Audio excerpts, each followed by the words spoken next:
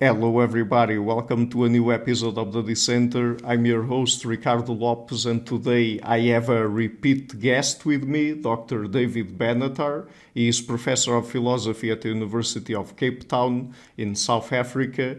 And today we're going to focus on his latest book, The Fall of the University of Cape Town, Africa's Leading University in Decline. So, Dr. Benatar, it's always a pleasure to have you on. So, thank you so much for coming on the show again. My pleasure and lovely to be back with you. So, my first question would be, could you just give us a general view of how things started going downhill at the University of Cape Town and perhaps some of the main events?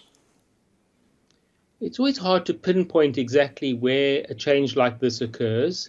I suspect that there are going to be a variety of threads that feed together and bring about the change. But it does seem to me that there was a turning point in 2015 when one undergraduate student began a protest to have the statue of Cecil John Rhodes removed from the campus. And I should say that on the question of statue removals, I'm open-minded, and I think that some statues should be removed, others shouldn't. And I think there's room for reasoned discussion about which ones should be and which ones should not be removed. But the University of Cape Town did that process. Very hastily, within a month, they removed that statue. And that quietened the students for a while. But later that year, protests began nationally and also at the University of Cape Town, ostensibly to have the fees removed, fees for tertiary education removed. But a string of other demands came in the wake of that one. And at this point, the protests turned from ordinary legal and appropriate protests into illegal and criminal behavior. And the University of Cape Town's leadership really capitulated to these protests and to the criminality and illegality. And I believe that that set a new tone within the university. So although those protests are now more or less a thing of the past, there is now a new tone, environment, and it's a deeply toxic one. Could you be a little bit more specific about the ways students acted illegally? Yes, they engaged in arson, in intimidation, assault. They ruined university property in other ways as well, like strewing human excrement. So there were a variety of criminal activities that took place. Just to put this into perspective, were there ever students or faculty, for example, manifesting against these more extreme and violent actions, or not at all? Almost nothing. That's not to say that there was not sentiment against what was going on. But there was, I think, one counter-protest of a peaceful kind, and that itself was criticized heavily. And then in terms of other kinds of protest and reaction, very little, and almost none of it coordinated. Most people were intimidated into silence, and so there was just very little pushback. But, this started with the students and was mostly something done by the students, or did it have the participation of professors, administrators, or someone like that? There were certainly staff members that were coming out in support of the students. And I'm not saying that the staff members themselves were engaged in criminal activity, but they were certainly aiding and abetting those who were. And how did faculty and administration deal with the situation here? Well, the administrators were really in control in the sense that they were dictating the university's response. But that response was not one of control. It was one of capitulation. So they kept drawing lines and saying you can't cross this line, but then the students would cross that line and then they would just draw another line. And so there were really no proper repercussions for anybody who engaged in criminal activity. Yes, and I would like to ask you specifically about that, because in the book at a certain point You talk about a culture of capitulation at UCT. So, what does that mean, and in what does what that translates into exactly? Well, what it means is that instead of upholding the law in a democracy, what they did is they allowed people to trample all over the law and over the rights of other people without holding the people who did that to account. Now, I'm all in favor of protest that recognizes the rights of other people. If you dislike a law, you dislike a policy, and you want to protest against it, that is entirely reasonable. And there ought to be place for that kind of activity. But when you start violating the rights of other people, then you've overstepped the mark. And the university did not recognize that. And so what it did is it gave in to these illegal and criminal activities. And what that meant was that the rights of other people were being trampled upon. People were subject to intimidation. In some cases, they were subject to assault. There were, as I say, cases of arson. A couple of university vehicles were put on fire. The vice-chancellor's office was firebombed. There were a variety of artworks that were burnt. So this is really outrageous behavior. This is not the way you conduct yourself in a liberal democracy. Mm-hmm. Could you tell us more about what were the main demands made by the students? You mentioned fees, for example. What else? Well, Fees Must Fall was the successor to Rhodes Must Fall. But then under the umbrella of Fees Must Fall were a range of other demands. Central to those was so-called decolonization of the university. Another key word that's used in South Africa, another slogan, is the word transformation. And so there were lots of demands to that effect, but then a whole array of smaller demands, and those demands just kept growing. Things like the availability of free sanitary products in the bathrooms or toilets. So there were big things, and then there were little things, relatively little things. Now, under the decolonization and transformation, they wanted what they called free decolonial quality education. But terms like decolonization and transformation were never really defined. And when one would push them on that and ask, well, what do you mean by these terms? You still wouldn't get a definition. So there were sort of very open-ended demands, and it was hard to know exactly what would constitute meeting them. And so the university would just keep giving in on individual occasions, and it was almost an insatiable beast. Mm-hmm. Talking about transformation and decolonization, this is a topic or two topics that you spend some time in the book talking about. What do they really mean, or what would you say they mean? Well, this is the problem, is I don't know what they mean, and I've tried to interrogate what somebody might mean by those terms. I think the way they're actually used is as slogans. So if there's something that you don't like, you don't have to articulate what it is you don't like. You just say you want decolonization and transformation.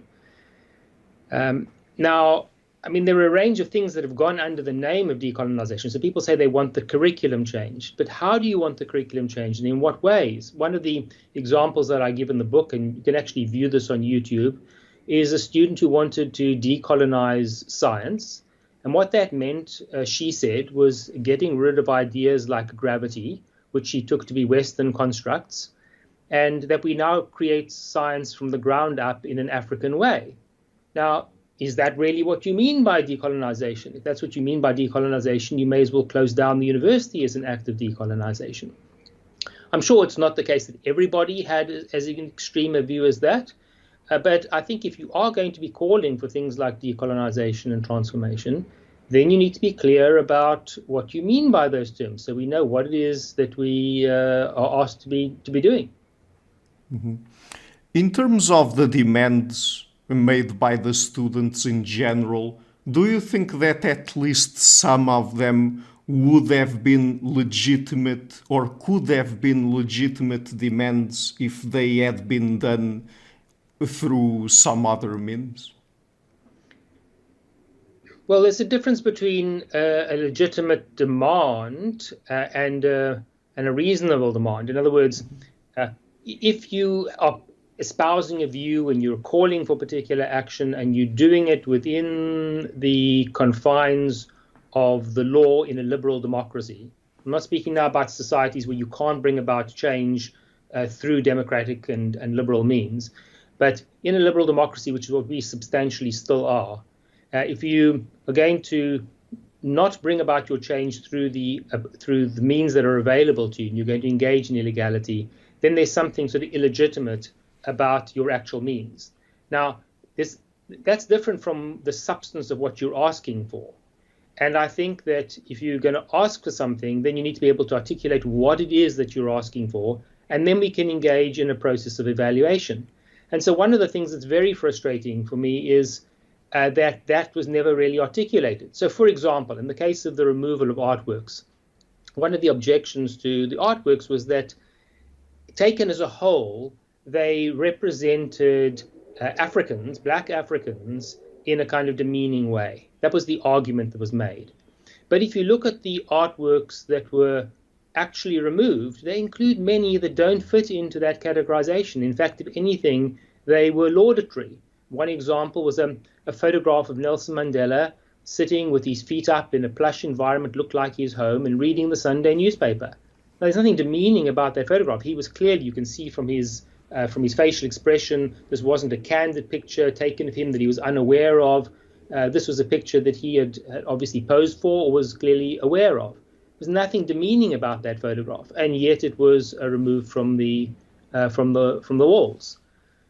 So the ostensible objection and what was actually going on didn't align. Mm-hmm. Yes, would you like to add something else, or? Oh, no, sorry. I mean, that's just an example, but there were piles of examples. Mm-hmm. Okay. So, yes, and to get into a very specific one, what are your views when it comes to free tertiary education, since we were talking about fees a few minutes ago? I don't have an a priori view on that. I think it depends on where you are and what the society can afford. I'm not convinced it's a good idea in South Africa. We're not a wealthy society, and we have difficulty meeting quite important basic needs of people. And my worry is that if tertiary education is free, and free for everybody, that effectively what you have is the poor subsidizing the rich, the worse off subsidizing the better off. It's an elite of society that has the privilege of going to a university in South Africa. These are relatively privileged people, whatever their racial demographic might be. And if it's free, it's effectively being funded through taxes. Now, some of that is income tax, but some of it is sales tax of various kinds, what we call VAT, value-added tax. And I don't think that's fair. So I'm not unmindful of the fact that there is a band of students who have too many resources to qualify for the subsidization that is provided by the state and by the universities, but who are not rich enough to actually pay for the university fees themselves. I'm aware of that band, what's sometimes called here the missing middle, and I do think that there's a need to address that kind of concern. But it's not clear to me that just removing fees is the way to go there. There may be more sensible, targeted, and fair ways of addressing that sector. Mm-hmm. But this position of yours applies specifically in the context of South Africa. Of course, I don't want to be unfair here and ask you about education systems from other countries, because you might not have enough knowledge about that, but I mean, the answer you gave me is applied specifically to the context of South Africa, correct? Yes, there are countries I know that do provide free tertiary education. As far as I know, those are countries that are better endowed, they have more resources, and they are able, in addition, to provide other social support for people who are much worse off. And so I'm certainly not criticizing those societies for doing what they do. I would have to make evaluations on a case-by-case basis. But we are not a first world country in that way. We do not have the resources that those other countries have. Mm-hmm. In terms of the demands made when it comes to the contents that get taught at university, the curricula, Were these demands, did they go through? Did the curricula or some of the curricula change? Definitely. There's definitely been change, but it is brought about in a variety of ways. Some of it is the result of protests and objections that are raised, but some of it is a result of changes in staff and people getting on board. And also, once you've got this climate where people are expecting certain things taught and taught in certain ways, then there's going to be a selectivity in your hiring process that guides people towards that outcome, because people who have different views about what to include in the curriculum are less likely to be hired. And then the people who are already employed in the institution, if they want to remain on the right side, as it were, of the institution and of students, are going to capitulate to the demands.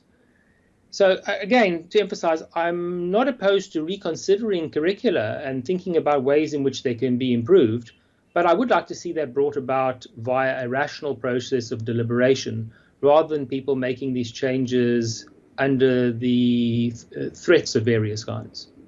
Right. One of the claims made by some of these students is that sometimes education can be violent. Do you agree with this?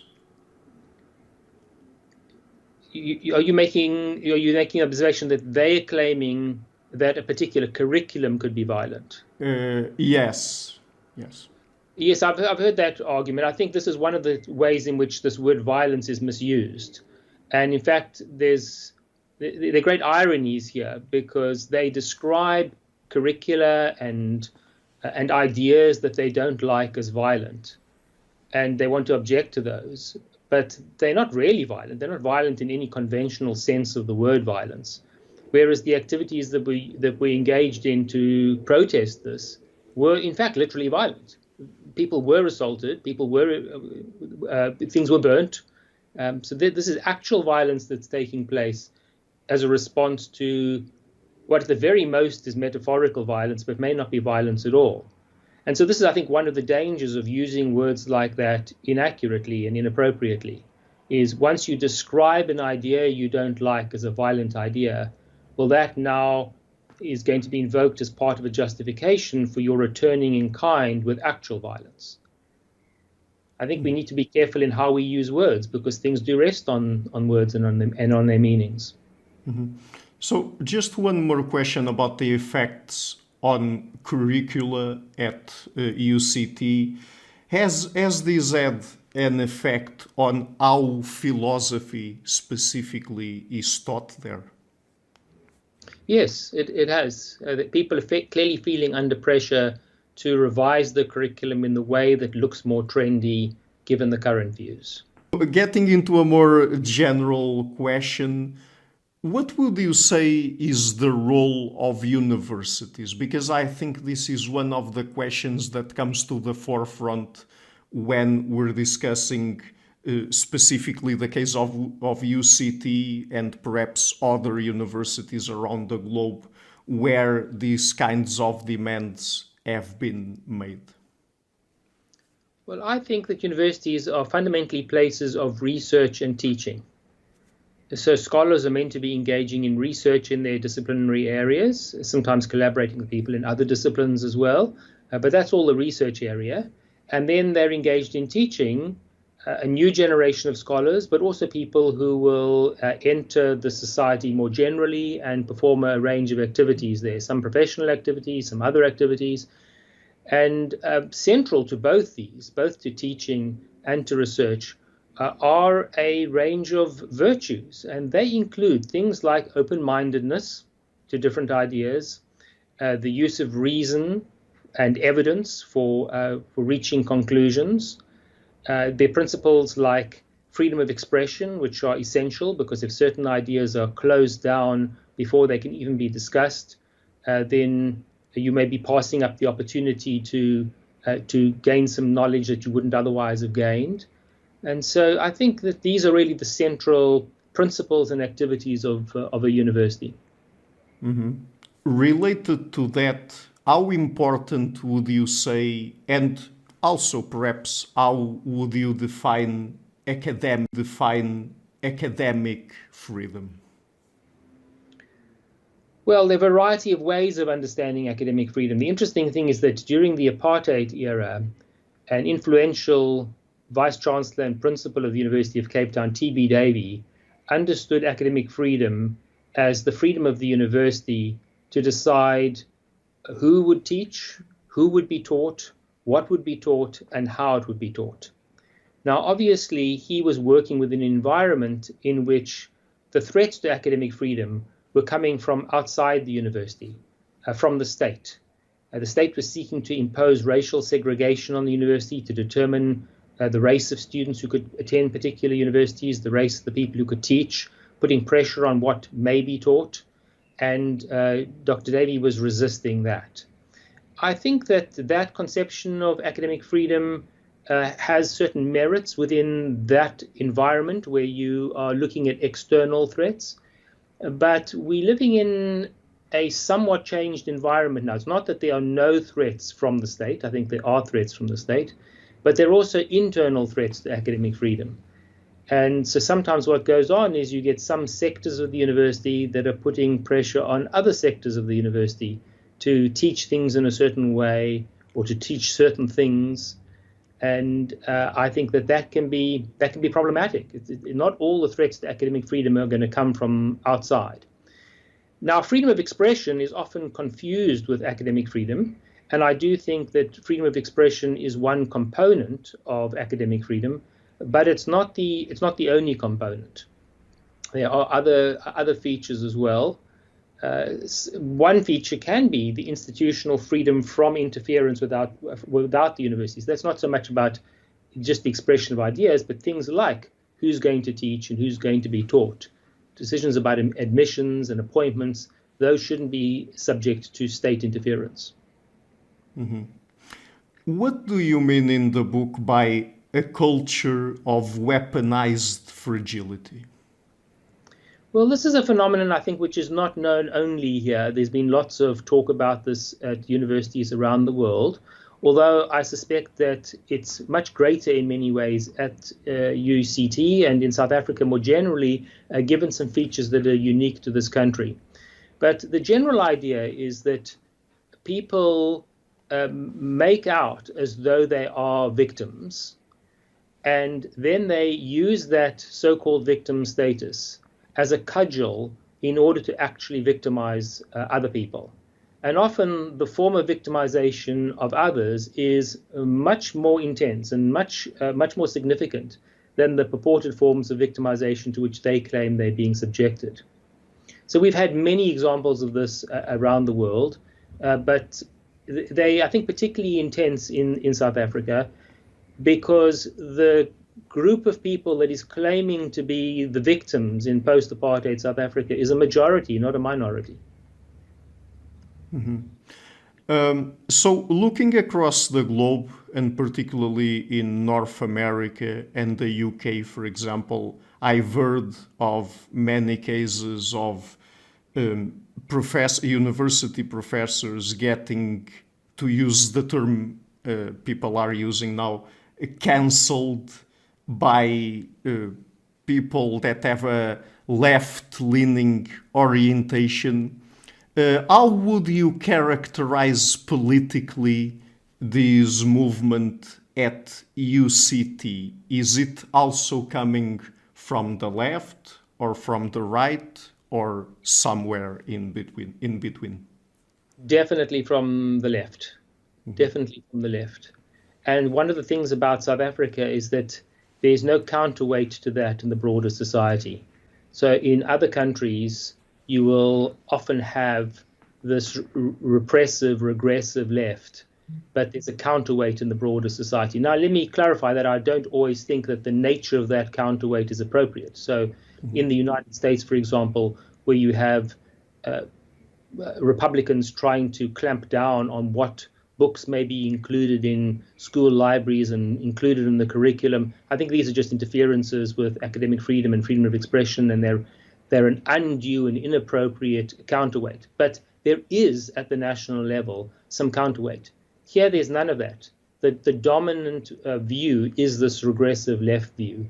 And so when you get this problem within university, it is reinforced by the state, it's reinforced by the media, and so there's just almost no pushback against this. Mm-hmm. To what extent do you think academy reflects real racial issues in South Africa that, in this particular case, might derive from the apartheid period?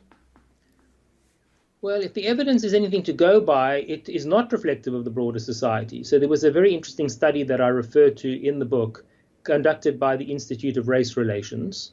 Mm-hmm. And what they found was that the vast majority of South Africans of all racial groups are not fixated on the things that academics and politicians are fixated on in South Africa.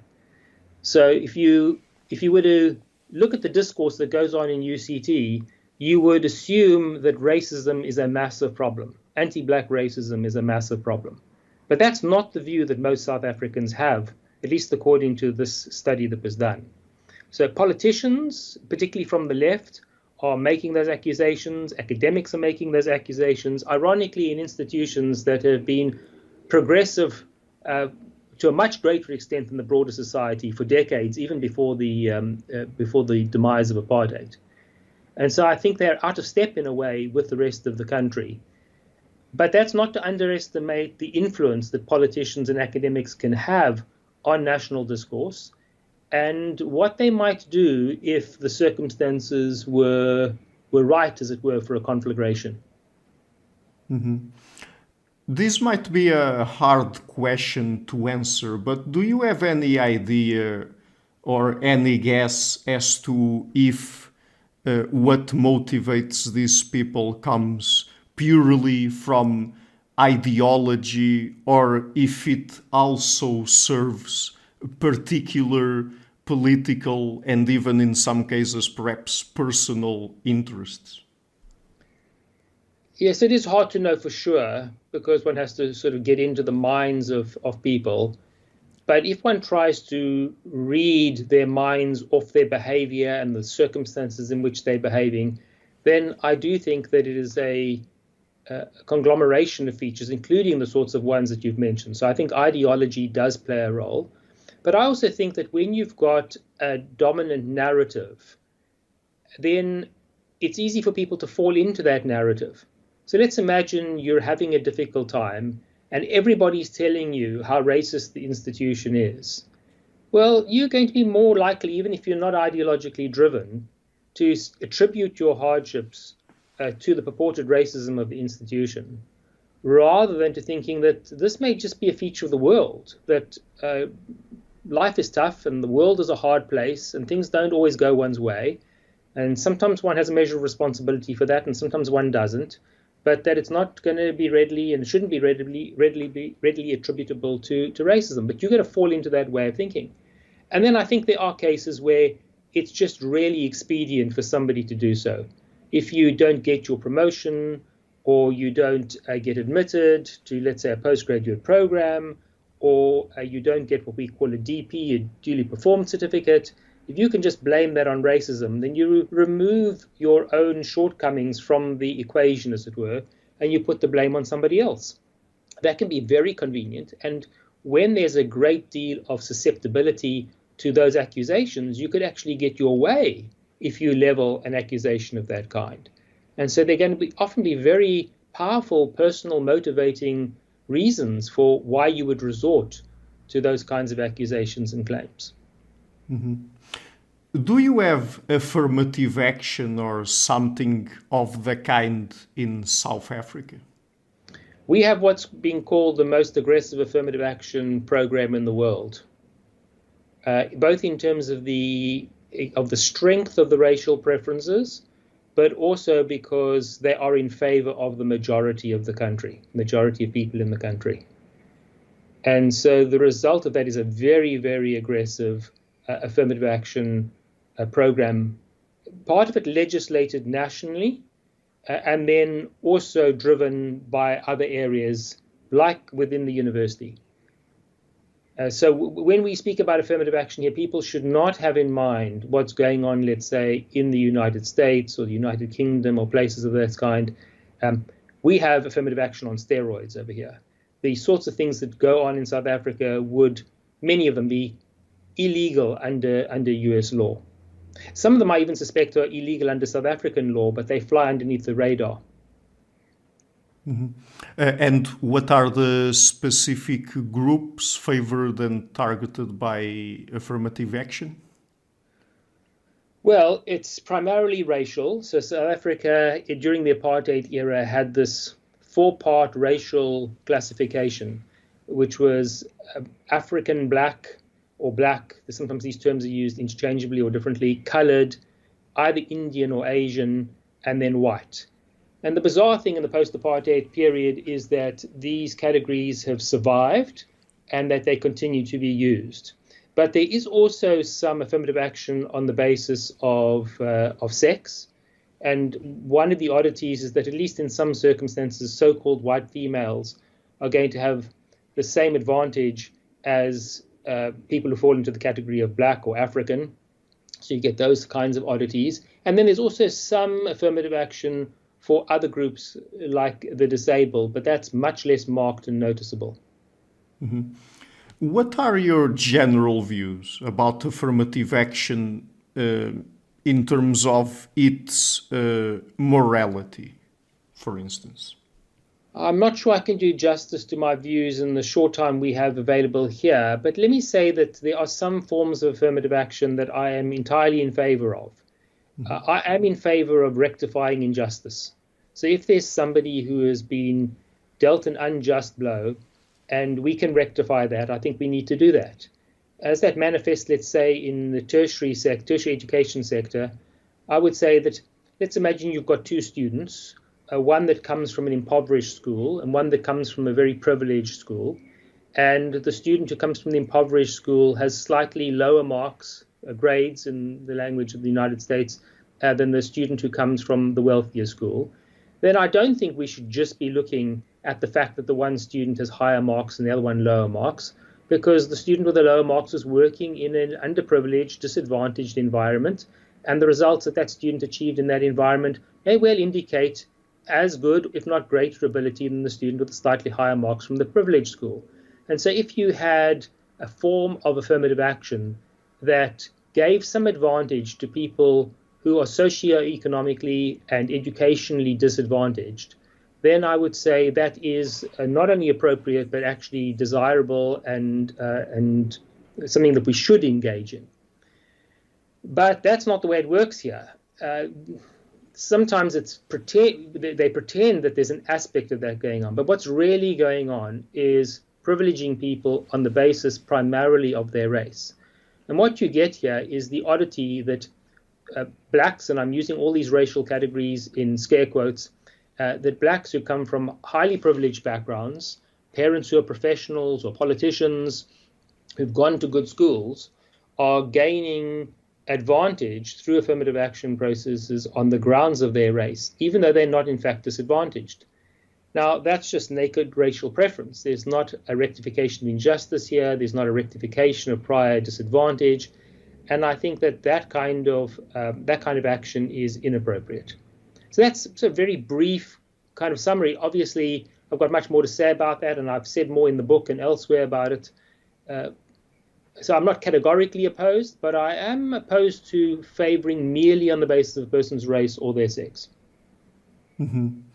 And do you think, as a philosopher, how do you look at the issue of race? Do you think that it makes sense socially, culturally, and morally to have that kind of categorization?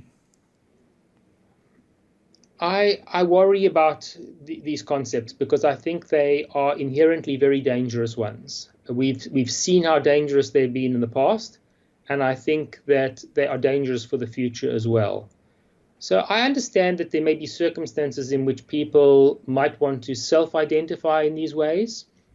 So, for example, there are people who like to identify themselves as one or other racial group, and I don't want to denies somebody the right to identify in the way that they want to identify. If somebody says, look, I'm a colored and I identify as such and I identify with the colored culture, that's their business. I don't think that we should second guess that and make that illegal or criticize it or condemn it or cancel them in any way for having those kinds of racial identities.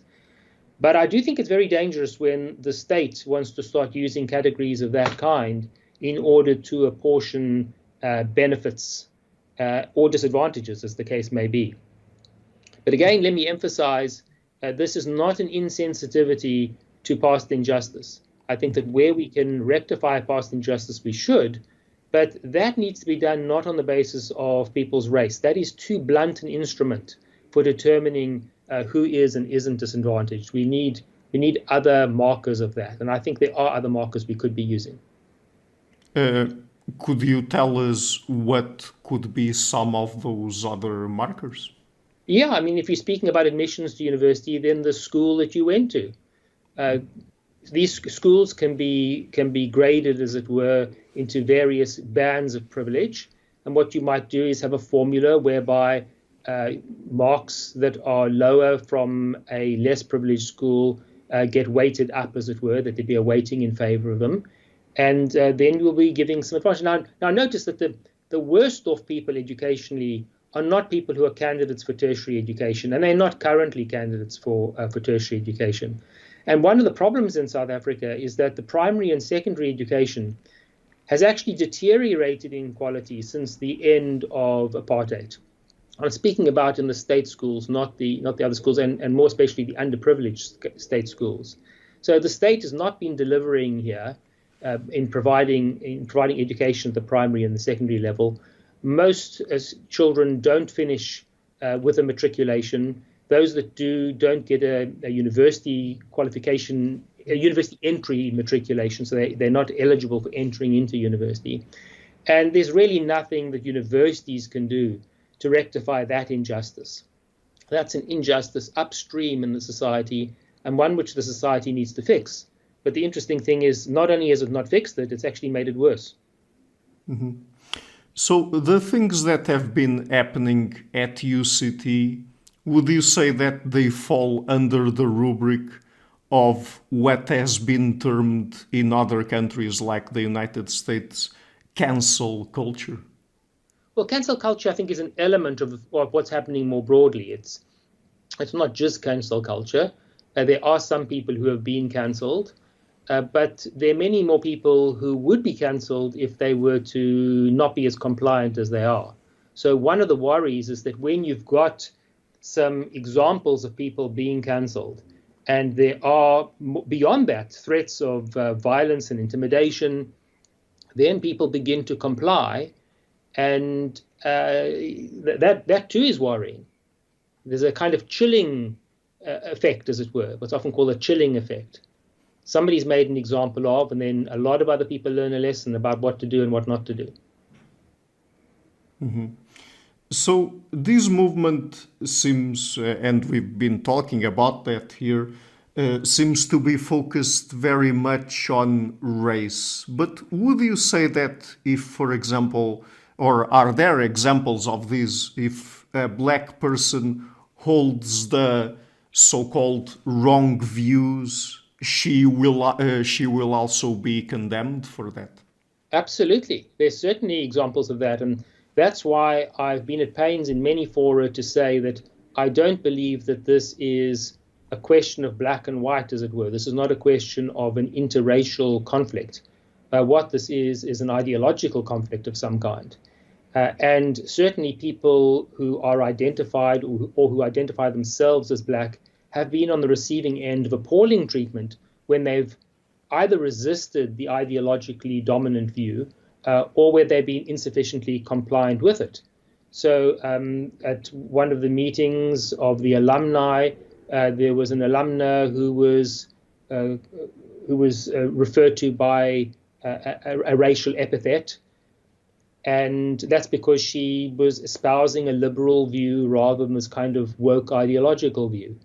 There was a dean of health sciences who was insufficiently capitulating to the demands of the students in his faculty, and he was hounded, called names, treated in appalling ways, and eventually took his own life. So this is what I want to say is it's a conflict between decency and indecency, between tolerance and intolerance. It's not, I think, a racial conflict, although those who are at the forefront of creating this toxic environment would very much like to dress it up in that way. There are also people who are pale, have pale skins, who are ideologically conforming, who are reinforcing the bad behavior and defending it, and they are very much part of the problem. Those would have been the ones that the people that are part of the movement would call allies, probably. Yes. How does identity politics, because this is an issue people have been talking a lot about for the past few years, manifest in South Africa, if at all? Well, I think from my foregoing comments, it should be clear that it manifests very strongly.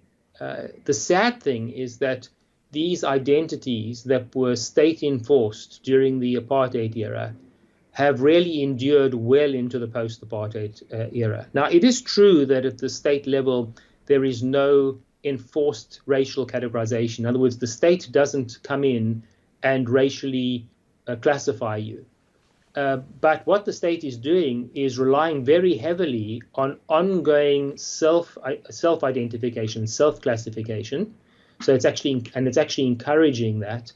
And then there are cases where people are classified against their will, not through formal state structures, but through informal social means. And so sometimes somebody, let's say with a paler skin, but a mixed racial background, will be dismissed as a white, let's say in scare quotes. That's just the view of another white man, they'll say. When in fact this person historically would not have been classified in that way by the apartheid regime. And they can protest and they can say, look, that's not how I categorize myself, that's not how I view myself, but they will nonetheless be categorized by others in that way. So there'll be a kind of social effect through that pressure and that force. Mm-hmm. Maybe you've already touched on the main points of the question I'm about to ask you throughout our conversation, but in what ways would you say identity politics in South Africa differs the most from what is identity politics in countries like the United States, the United Kingdom, and others? I think there's similarities and there are differences. So the broad phenomenon is the same here as there. But given that one of the central identity characteristics is race, and given that South Africa is a vastly majority black country, you get a different dynamic here than you would in the United States. So there it's a minority claiming to be victimized and seeking benefits on that basis. And I'm not saying that all of those claims are without merit, but in South Africa, political power lies in the hands of the black majority. And so you can't just import these ideas here and assume that they remain unchanged. When you've got that political power, and that could be used, let's say, to enhance primary and secondary education, to bring social benefits to a broader class of people, and when your elected government doesn't do that, it's very implausible to keep blaming this on what they call white minority capital, or on whites, or on colonialism, or on the legacy of apartheid. I mean, I'm not denying that apartheid has a very strong legacy. It absolutely does. And many of the injustices and inequalities that we see today are attributable to apartheid. But there's also got to be some personal responsibility when you assume power and you have it for nearly 30 years. You can't think all the blame lies elsewhere. Mm-hmm. And talking about apartheid, do you think that this issue that is now manifesting in academia and more specifically at UCT was to be expected to happen in post-apartheid South Africa?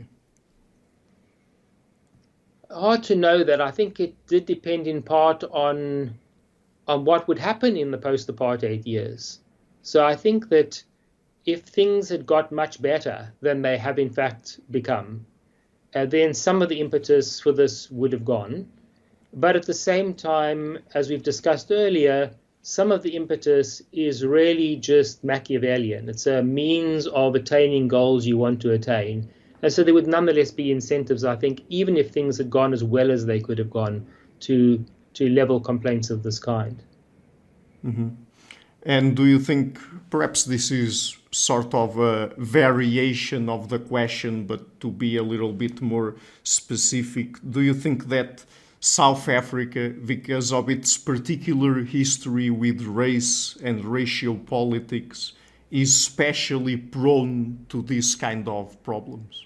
I do think so, and I think that's one of the legacies of apartheid, that when you racially classify people in the way the apartheid regime did, then you instill that kind of thinking in people, and it's a very hard thing to break. Now, many opponents of apartheid, especially liberals during the apartheid era, were wanting to resist these categorizations. And they still, in the post-apartheid period, want to resist these classifications. So the interesting thing is that the liberal view on this has not changed, but how liberals are viewed has changed. In the past, they were clearly seen as opponents of apartheid. Now they're dismissed as racists because they don't want to buy into the idea of these racial classifications. Mm-hmm. So, one last question, perhaps topic. Do you think that there would be any way things like the ones happening now at UCT could have any downstream positive effects whatsoever when it comes to social justice, for example? I don't think so. I mean, I'd be open to suggestions about what that might be. But I'm not convinced by that. I think that certainly the damage that's been done is much greater than any benefit that might result. And I am seeing an ongoing downward trajectory in what's happening.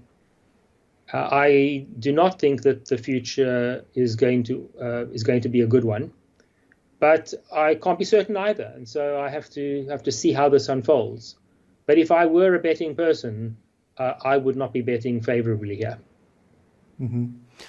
Do you think, is it possible for you to look with some level of optimism to all of this? Do you think that there might be a solution to this problem anywhere in the near future? I don't think so. This is one of the very frustrating things, is that the playbook that's being used here is one that, if you know anything about history, you will know does not lead to good places. And what I fear is that what's going on at places like UCT and in the country more generally is not auguring well for the country's future. And there are all kinds of manifestations of this. I've spoken about education and the declining quality of that in the state sector.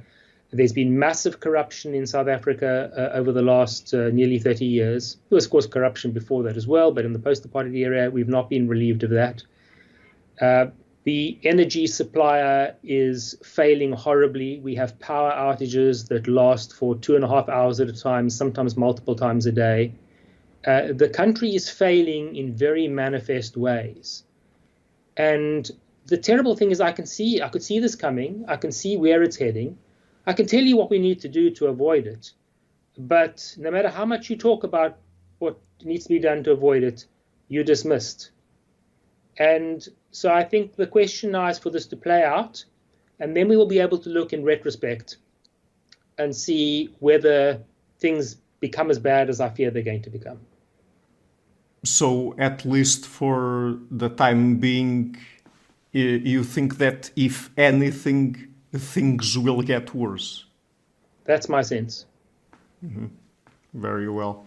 So, Dr. Benatar, thank you so much again for coming on the show. Your book is The Fall of the University of Cape Town, Africa's Leading University in Decline. I will be leaving a link to it in the description box of the interview.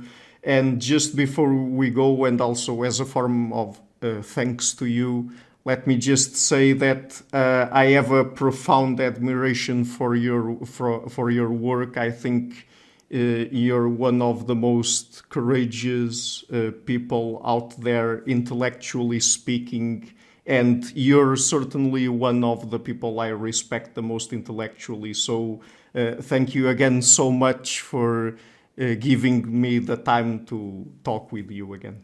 Well, thank you very much for your very generous words. They're much appreciated, and it's always good to speak to you. Thank you.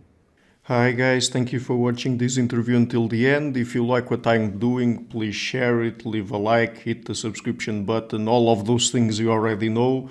And please consider supporting the show either on PayPal or Patreon. All of the links will be in the description box of the interview, starting at $1 per month, so it would be a great help. This show is brought to you by Enlights, Learning and Development Done Differently. Check their website at enlights.com.